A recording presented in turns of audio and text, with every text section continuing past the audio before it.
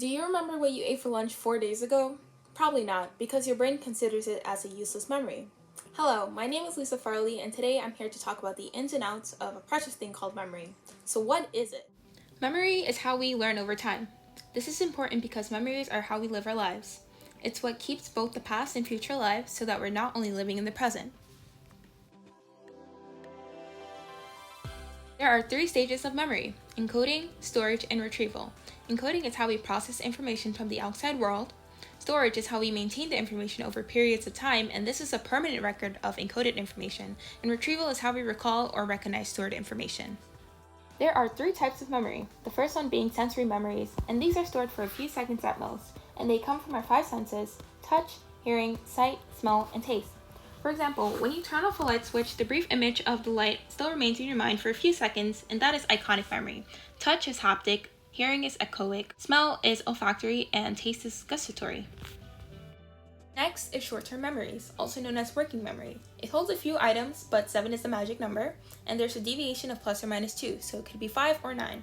This memory only lasts for about 20 seconds. However, short-term memories can be transported into long-term memories through rehearsal. An example of this would be if someone tells you a phone number, you have to repeatedly rehearse it until you can write it down. If not, you can forget that number.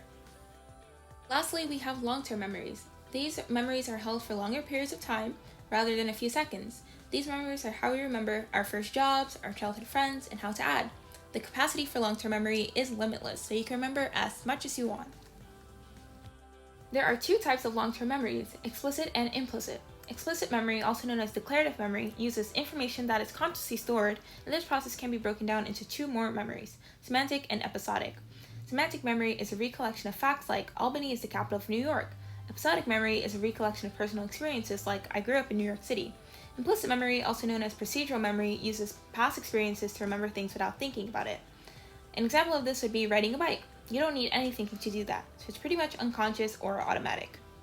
Let's talk about forgetting. It happens to all of us, but why does it happen? It could be because of storage failure, interference, motivated forgetting, or retrieval failure.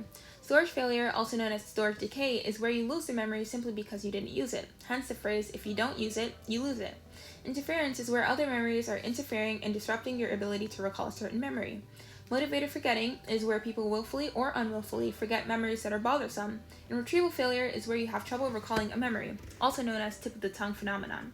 You want to describe something, but you forgot the word to describe it. So how can we remember better? We can jot it down, make it meaningful to ourselves, or rehearse it. Do you remember the first thing I said at the start of this video? I really hope you do, but thank you for watching.